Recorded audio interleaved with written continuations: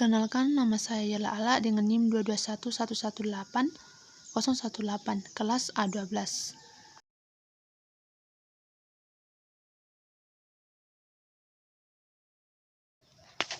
Di sini saya akan menceritakan cerita mengenai legenda Bukit Perak. Cerita ini merupakan cerita rakyat yang berasal dari Jambi, di mana hiduplah seorang penghulung desa dengan sebutan Datuk Sengalo. Dalam membangun desanya, selalu mengajak masyarakat untuk bergotong royong.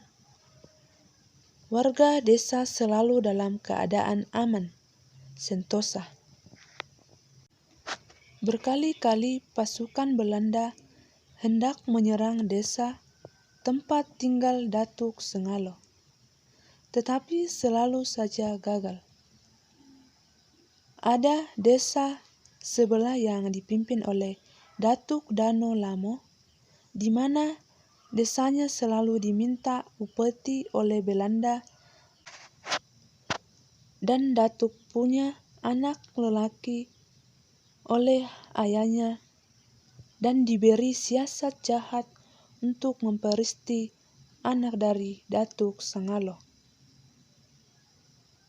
Seketika itu, putri Datuk Sengalo diberi rahasia bahwa desanya aman, karena seketika betapa mendapatkan keris dan disuruh tanam di perbatasan di sawah pohon rambe.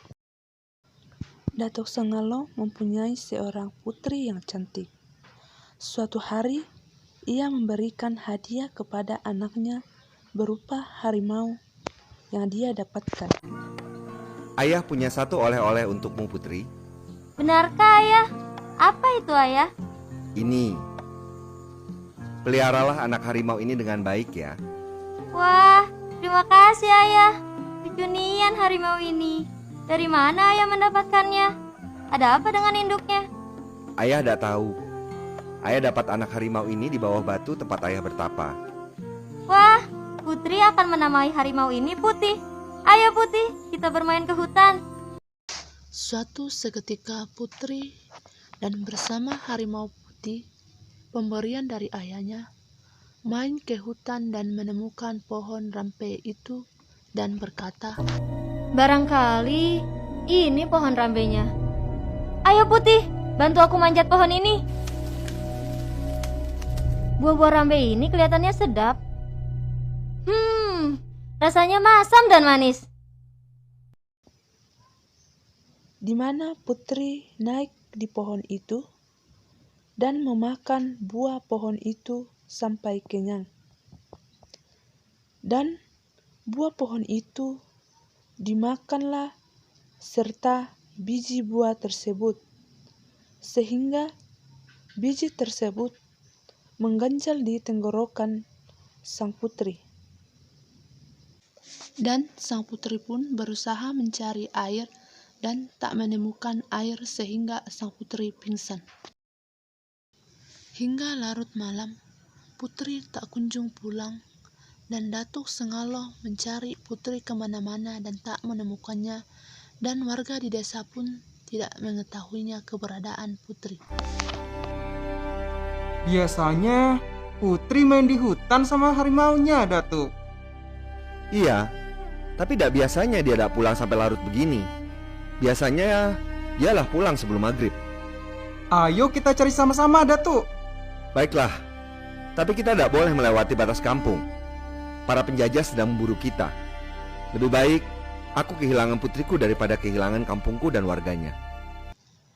Seketika itu, harimau pun pulang dan menemui Datuk dan membawanya ke tempat di mana putri tergeletak. Tetapi tiba di sana putri tidak ada. Bersamaan itu, putri dibawa seorang pemuda dan diberi rauman obat dan diperistri dengan tipu daya. Putri pun mau.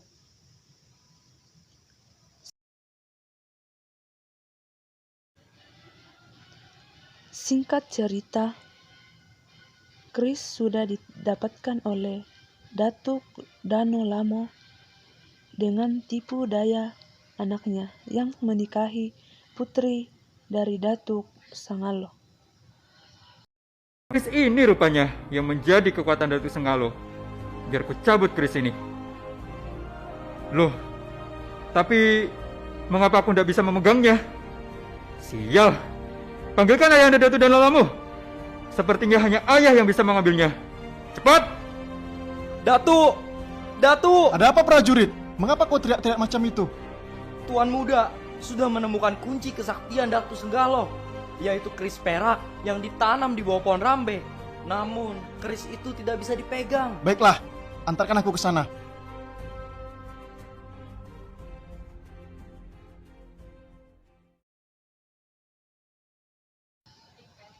Datuk Sangalo menyuruh seluruh warga untuk membuat bukit dan semua warga masuk ke bukit dan pintu ditutup oleh Datuk sendiri. Ketika itu, Datuk Dano Lamo beserta anak dan pasukan Belanda menyerang perbukitan. Seluruh pihak Datuk Dano Lamo tewas dan keris terpegang kembali oleh Datuk Sangalo. Datuk Sengalo, keluarlah! Kau dan wargamu tidak perlu sembunyi. Kau dan wargamu tidak akan terluka jika mau menyerahkan upeti. Keris peraklah ada di tanganku. Kau tidak bisa menyembunyikan diri lagi. Kalau kau dan wargamu tidak keluar, kami akan gali dan hancurkan bukit ini. Baiklah, ayo kita hancurkan bukit ini. Gali dari atas.